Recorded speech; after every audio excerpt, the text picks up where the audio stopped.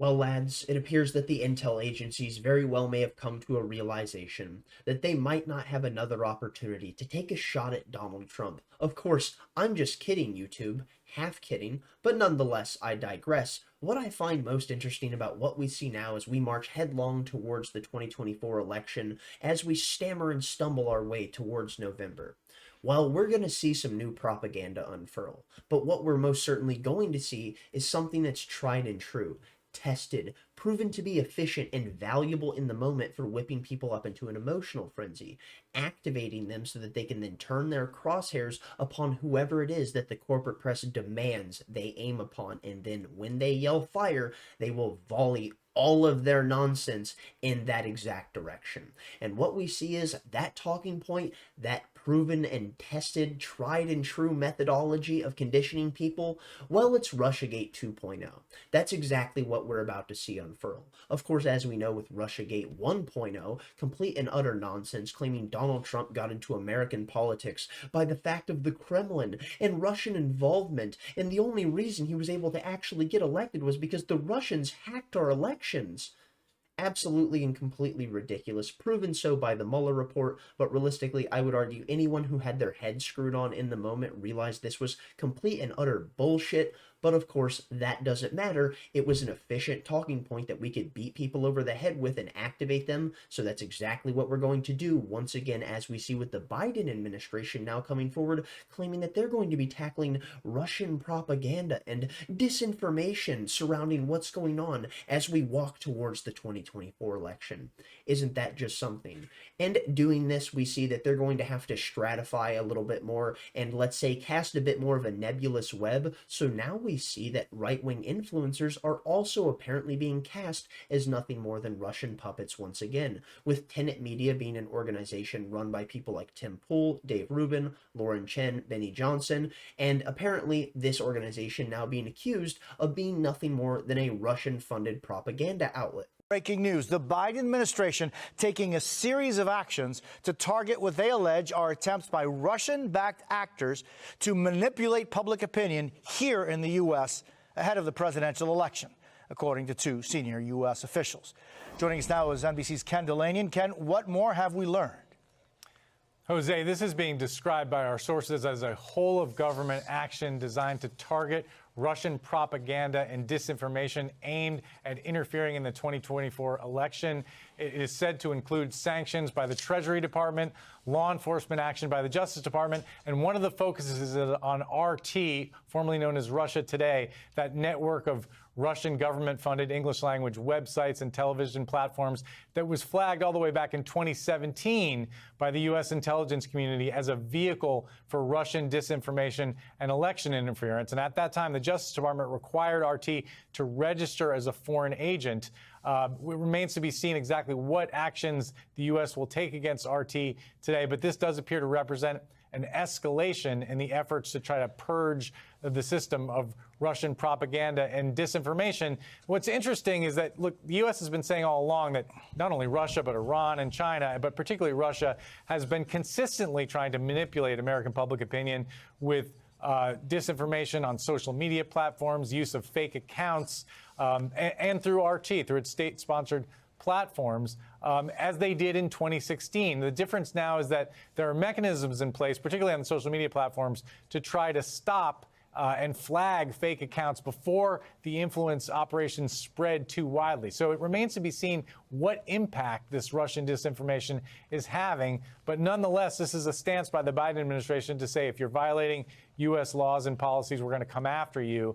And Attorney General Merrick Garland is expected to chair a meeting of the government's election task force today, this afternoon, with FBI Director Chris Wray and other officials, and he may have public comments to make about this effort at that time, Jose. You know what the most fascinating part about all of this is? That it's going to be the government, as in the Biden administration and the DOJ, that get to decide what is Russian propaganda and disinformation. So what's most interesting to me specifically about this is the idea of how right-wing influencers, as in like specifically quote-unquote social media stars, as they say, which realistically they're more news commentariat, but nonetheless, of course, we have to go ahead and find any way to glamorize what we can within the media. DOJ alleges Russia-funded U.S. media company linked to right-wing social media stars, and the company in question would be that of Tenet Media that was helmed by Benny Johnson, Lauren Chen, wait for it, Tim Pool, and Dave Rubin, which is something that I find quite fascinating because they've come out and claimed that if this actually was the case and this was funded by Russian state media specifically, or the Russian government as in the Kremlin itself, that this was something they were unaware of. And the thing is, I haven't actually seen any like pro Russia talking points. I will admit Tim Pool gets a little emotionally activated when he talks about Ukraine, and it's a bit much, and it's why I don't listen to him talk about these things anymore, because he just gets so emotionally activated. The right has become really bad about this, just like the left has, which has become absolutely annoying, but nonetheless, I digress. Let's jump in. Here we see the unnamed Tennessee-based company that the Justice Department alleges was being funded by Russian operatives working as part of a Kremlin-orchestrated influence operation targeting the 2024 U.S. election is Tenet Media, which is linked to right-wing commentators with millions of subscribers on YouTube and other social media platforms, according to a U.S. official briefed on the matter. Okay, let's go ahead and just pause for just a second and address this. There are so many other people who are of the news commentariat that cover nothing more than all of the spins that the left and the progressives and Democrats need to try and go ahead and rewarp every single thing that the reader is going through into the favor of the Democrats, effectively operating as apparatchiks for these people, many of the times also funded by huge organizations which are lobbying arms for the Democrat Party, but they don't actually address that. No, it's an issue when one side does it, but not when the other does it. And this isn't a defense of the fact of Russia funding American media outlets. My point is simply what I stated. Here we see the indictment unsealed in New York's Southern District accused two employees of RT, the Kremlin's media arm, of funneling nearly $10 million to an unidentified company described only as Company One in court documents. Here we see CNN has independently confirmed that Company One is Tenet Media, which is a platform for independent content creators. It is self-described as a network of heterodox commentators that focus on Western political and cultural issues, according to its website, which matches language contained in the newly unsealed indictment.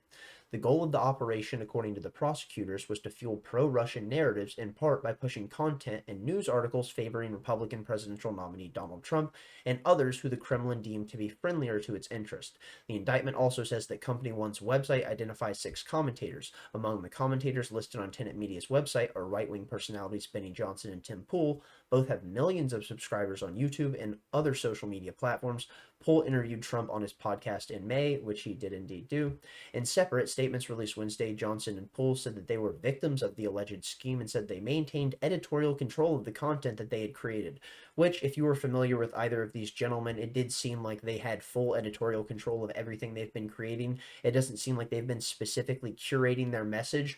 Although the fact of audience capture as well as revenue capture from the fact of your donors is a major thing to consider, so it's understandable if people would be looking at these individuals with an incredibly skeptical eye now.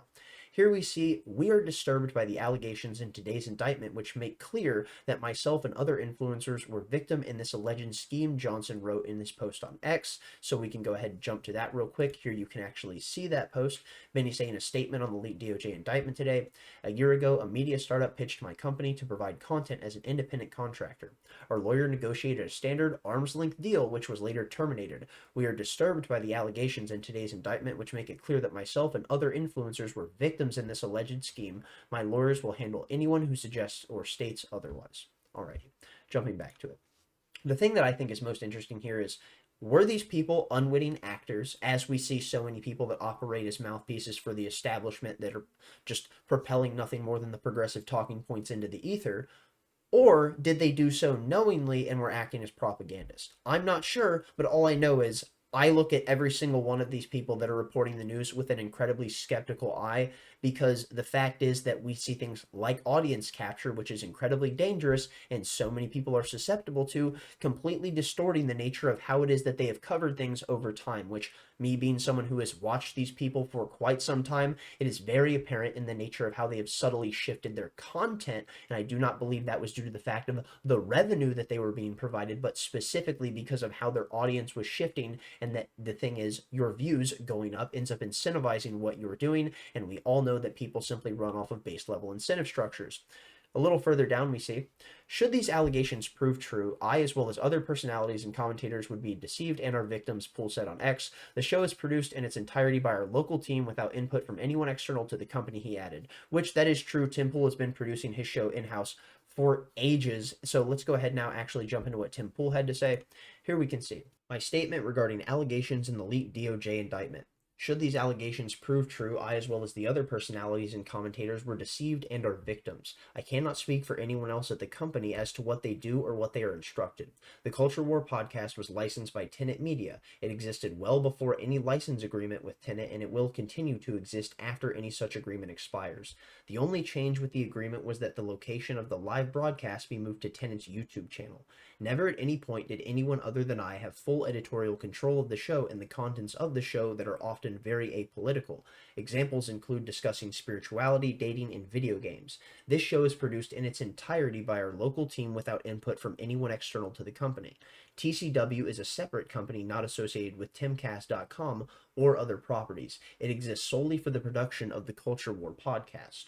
That being said, we still do not know what is true, as these are only allegations. Putin is a scumbag, Russia sucks donkey balls, and to the journalists who wish to jump the gun, create their own narrative, or lie about what is currently going on, you can eat my Irish ass. And there you have the statement from Tim Poole as well as Benny Johnson, and you would consider that if Tim Poole was actually someone that was being paid by the Russians and the Kremlin, that he wouldn't be able to just badmouth Vladimir Putin like that. But nonetheless, if that was the case, this could also be a subversive way to make sure that you're skating around any of those allegations because you're trying to go ahead and clear favor for you. I don't actually believe that to be the case, but alas, we have to leave every single door open, even if it seems like it's the most ridiculous. So what I find so interesting specifically about that, which I was taken aback by when I read the last of it, Tim says, you can eat my Irish ass. I thought Tim was Korean. I had no idea it had any bit of Irish in it. Nonetheless, that doesn't matter. I digress. Let's get back to this article from CNN. On Wednesday, the Biden administration announced a sweeping set of actions to tackle a major Russian government-backed effort to influence the 2024 U.S. presidential election, including sanctions on 10 individuals and entities and the seizure of 32 internet domains. Okay. So, if you're curious, you would like to read the entirety of the indictment itself, right here, link in the description down below, you will be able to go find it. Read the full federal indictment accusing Russians of funding divisive online content in the U.S. And well, the thing that you would have to realize is that it wouldn't just be the Russians. Our own intel agencies do this with bot farms in our own country to distort the nature of the information that American citizens are receiving from American news sources. So if you think that other countries wouldn't do this or we wouldn't do this in other countries, you're absolutely insane. Jumping back to it. At Russian President Vladimir Putin's direction, 3 Russian companies used fake profiles to promote false narratives on social media, U.S. Deputy Attorney General Lisa Monaco said in a statement. Internal documents produced by one of those Russian companies show one of the goals of the propaganda effort was to boost the candidacy of Trump, or whoever emerged as the Republican nominee for president, according to an FBI affidavit. Taken together with the indictment of the RT employees, the actions represent the Biden administration's most significant public response yet to alleged Russian influence operations targeting American voters. After the U.S. accused Iran of trying to hack both Trump and the Biden-Harris campaigns last month, Wednesday's actions are a reminder that U.S. officials continue to see Russia as a prominent foreign influence threat to November's election. Sources familiar with the matter have told CNN ahead of these announcements. Ah, yes, as we see, the greatest threat to American politics, the infiltration of other nations into that of the American political zeitgeist. Of course, as we know, the only real threat there could possibly be countries like Russia, Iran, China. You know, countries that the U.S. empire most certainly would be completely happy to go to war with over certain things. And of course, when I say happy to go to war with, I mean happy to sacrifice you and your loved ones upon the chessboard of war and then watch you be castigated into the dustbin of history for people to forget your name and you to never to create the progeny and lovely life that you could possibly provide for the family that you could have in the future because you were sacrificed on the field of war. Exactly. Absolutely and utterly despicable. But what we need to realize is, as they consistently tell you, that the threat of all of these nations is their involvement in American politics and the possibility of them breaking out into a wider conflict on the world stage. Well, what you would need to realize is that the biggest influence within American politics that is that of a foreign nation, it's not Russia, it's not China, it's Iran. My friends, it's Israel. Here we see how pro-Israel AIPAC influences U.S. politics. We have talked about this quite some time here. If you are curious, go ahead, watch numerous videos that I have on topics such as this. Nonetheless, we move on. Here we see from Politico, progressives face an existential threat from AIPAC, and there's nothing to stop it. AIPAC and other pro-Israel groups spent a combined, wait for it, $25 million on ads to defeat Reps Jamal Bowman and Cori Bush this summer. Liberals worry they're just getting started. Isn't that just something? So not only do we see AIPAC funding mainline establishment Democrats, giving people like Joe Biden, Kamala Harris, Nancy Pelosi, and anyone who will toe the line of the regime limitless funding for their campaigns, but we can see people who are willing to step outside of the spectrum of allowable opinion in one small way just by standing up to the regime and saying, no, I don't believe it's right that these little brown kids are being bombed in Palestine with my tax dollars at the behest of Israel's actions.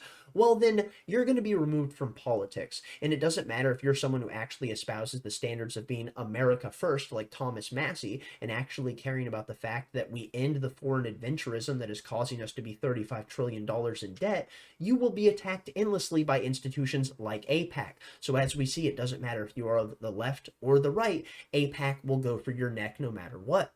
Here we now see from Politico, bipartisanship or Republican meddling. AIPAC is the biggest source of GOP donations in Dem primaries. AIPAC sees support for Israel as bipartisan, and its donors come from both parties, but its practice of sending money from GOP donors into Democratic races has enraged progressives. And yes, this would happen in vice versa as well, because as you know, this is the nature of the political game. It's all about making sure that your side can come out on top. And the games that are being played here are quite nefarious, to say the least. Here we see from the New York Times, Israel secretly targets U.S. lawmakers with influence campaign on Gaza war.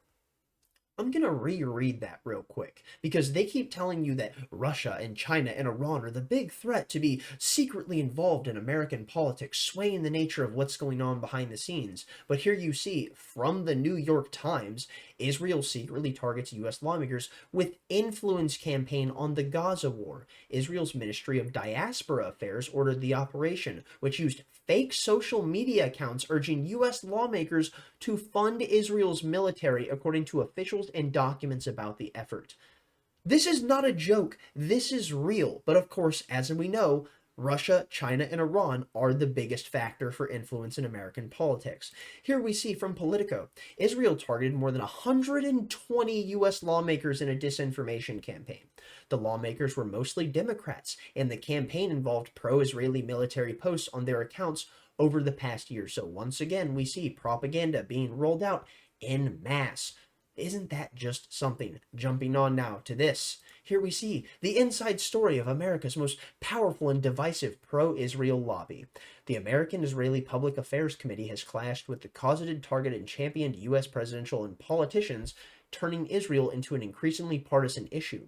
Here's what you need to know about AIPAC, the revered, feared, reviled lobbying and political fundraising group poised to play an oversized role in the 2024 elections. That's right, an oversized role in the 2024 elections, as they have been doing for oh so long. But what we know is that AIPAC has been spending buku bucks to the tune of up to $100 million, more than they've ever spent in any election cycle ever. But of course, as we see with what's kicking off with the narrative surrounding Israel and people starting to consistently shift the dynamic of how they are actually perceiving this nation and their actions, we can see that you would actually have to throw more money into that landscape. Jumping on now, here we see AIPAC plan to spend $100 million on elections this year, and it already surpassed that. AIPAC money has already helped pro-Israel Democrats defeat two of the most vocal opponents of Israel's war on Gaza, and that being Cori Bush and Jamal Bowman, as we had just talked about. But of course, like we've stated, this is a bipartisan effort, and as we know, the only threat for outside influence in American politics is from Russia, China, and Iran. I'm going to go ahead and call it there. Thank you for watching if you got this far. Thumbs up if you liked it, thumbs down if you didn't. Tell me where I'm wrong in the comment section down below. Most importantly, stay lovely, stay great, and tell someone you love them. Peace out.